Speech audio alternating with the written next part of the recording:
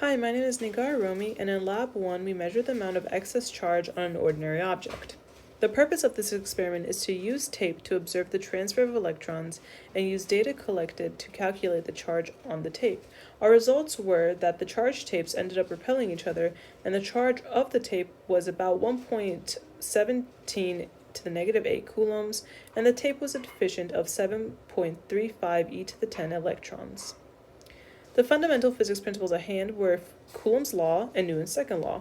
Coulomb's law is defined as a force equals k q1 q2 divided by the distance squared, where k is a constant, and Newton's second law, where we mainly use it to measure the force of gravity downwards.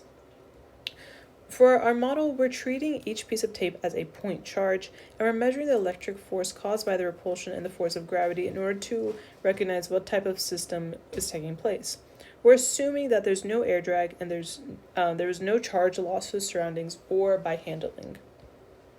In the experiment, we got a piece of tape that was 8 inches long, or 0.2 meters, with a width of 0.19 meters and a mass of 0.002 kilogram. And the distance between the tape ended up being 0.25 meters. We observed that the experiment played out where we ripped off the U-tape off the base, where it was now charged, and we saw that it was attracted to our hand. And then when we rubbed rubbed a pen to make it negatively charged, and we brought it close to the tape, it attracted it. So if the pen is negatively charged, then the tape must be positively charged. And we saw that when we made two pieces of tape, tape A and tape U, they repelled each other. Which brings us to the main part of the experiment, where we have the system of tape B, which is the red on the right, and tape A, which is the blue on the bottom.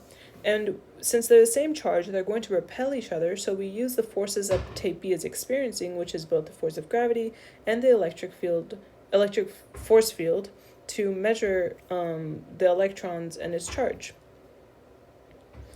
In the code, we established our constants, which were given as we discussed earlier, but in our calculations, we found the force of gravity using Newton's second law, and we made the force of electrons equal to the magnitude of the force of gravity. And with that, we were able to find the charge of the tape using Coulomb's law.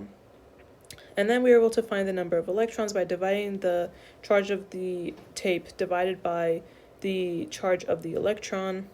And we were able to get the number of atoms using all the math on the left.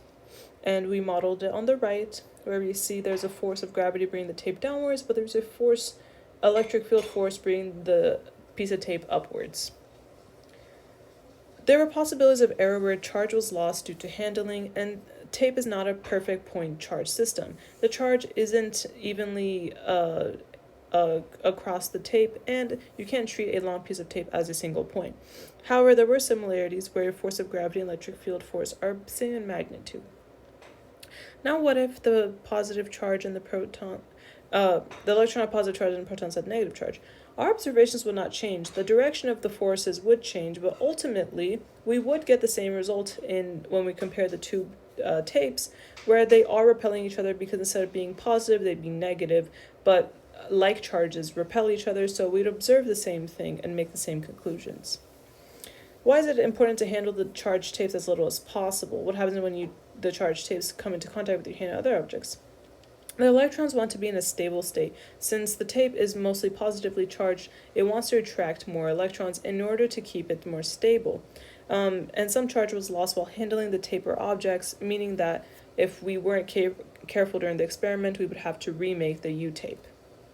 Conclusions are that everyday objects can be used to demonstrate complex physics principles, like ripping a piece of tape to give it some positive charge.